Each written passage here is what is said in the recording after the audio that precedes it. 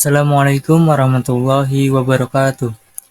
Perkenalkan, nama saya Faiza Muhammad Julianto dari kelas TI 21 CAI 2. Pada kesempatan kali ini, saya akan membahas materi komponen aktif pada elektronika pada mata kuliah Automation System.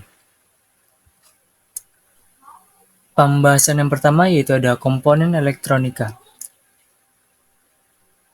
Komponen elektronika aktif adalah jenis komponen elektronika yang memerlukan arus listrik eksternal untuk beroperasi. Komponen-komponen ini hanya bisa berfungsi jika mendapatkan sumber tegangan atau arus dari luar, dan biasanya terbuat dari bahan semikonduktor seperti silikon, germanium, selenium, dan oksida logam. Kemudian yaitu ada macam-macam elektronika. Yang pertama yaitu ada dioda. Dioda adalah komponen elektronika yang memiliki dua terminal, yaitu anoda dan katoda. Fungsinya adalah untuk menghantarkan arus listrik dalam satu arah saja, sehingga sering disebut sebagai komponen yang bersifat unidireksional. Dioda berfungsi untuk melindungi rangkaian dari arus balik yang dapat merusak komponen lainnya. Berikut jenis-jenis dioda. Yang pertama yaitu ada dioda Zener, digunakan untuk pengaturan tegangan stabil. Dioda ini dapat menghantarkan arus dalam arah terbalik ketika tegangan mencapai nilai tertentu. Yang kedua yaitu LED, mengubah energi listrik menjadi cahaya. LED banyak digunakan dalam lampu, indikator, dan penerangan. Yang ketiga yaitu ada dioda Zener, memiliki waktu switching yang cepat dan tegangan jatuh yang rendah, sering digunakan dalam aplikasi frekuensi tinggi.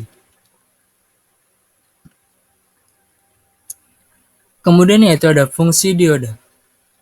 Yang pertama, penyara arus. Dioda berfungsi sebagai penyara arus, yang berarti dapat mengubah arus bolak-balik AC menjadi arus searah DC. Ini sangat penting dalam rangkaian elektronika, terutama dalam satu daya. Yang kedua, penyetabil tegangan. Dioda juga digunakan sebagai penyetabil tegangan, khususnya dioda Zener. Dioda Zener dapat menjaga agar tegangan tetap stabil pada level tertentu, meskipun menjadi fluktuasi pada arus masukan. Yang ketiga, saklar. Dioda juga berfungsi sebagai saklar dalam rangkaian tertentu.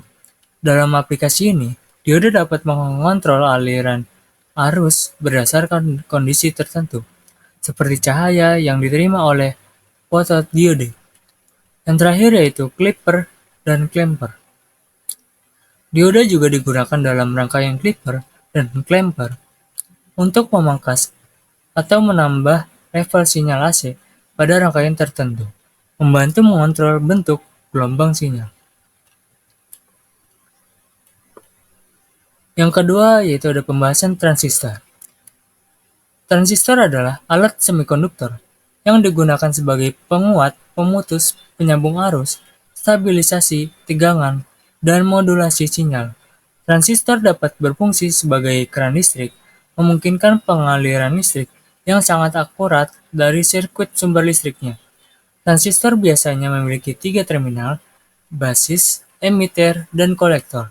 Terminal-terminal ini memungkinkan kontrol yang presisi atas arus listrik yang mengalir melaluinya. Kemudian yaitu ada fungsi transistor. Yang pertama sebagai penguat arus. Transistor dapat mengubah arus listrik kecil menjadi terminal basis menjadi arus listrik yang lebih besar pada terminal kolektor. Faktor HFE atau hambatan emiter kolektor menunjukkan besarnya faktor penguatan ini. Yang kedua yaitu ada amplifier sinyal. Dalam rangkaian amplifier, transistor digunakan untuk mengkonversi sinyal kecil menjadi sinyal yang lebih besar. Ini sangat penting dalam aplikasi seperti mikrofon yang mengubah energi suara menjadi listrik. Yang ketiga yaitu ada sebagai saklar switch. Fungsi saklar pada transistor ditetapkan oleh minimal pada terminal basis. Saat basis dialiri arus minimal, terminal emitter kolektor akan berfungsi sebagai saklar tertutup, mengalirkan arus dan menyala lampu.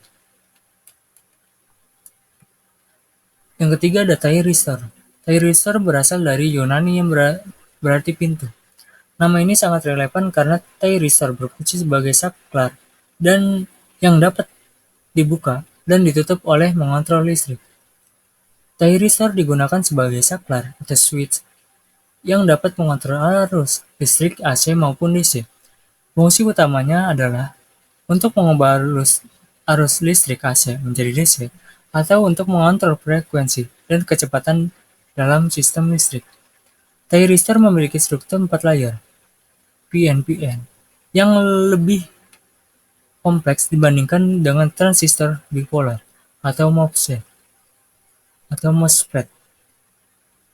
Struktur ini dapat visualisasi sebagai dua buah transistor, PNP dan NPN, yang bersambung di tengah, menciptakan loop penguatan arus listrik di bagian tengah.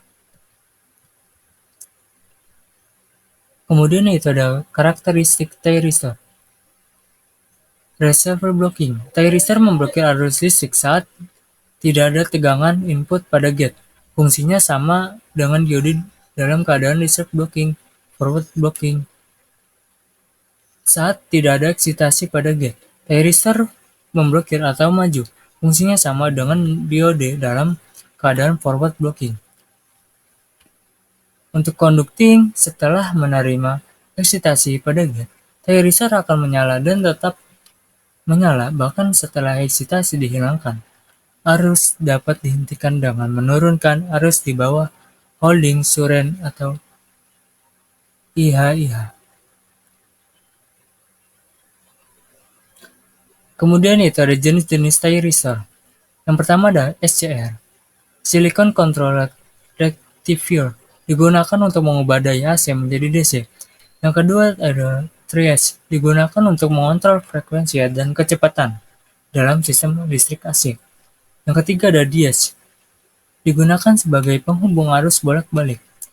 Yang keempat yaitu ada Gate Turn Off Switch, bisa di turn off dengan sinyal logika.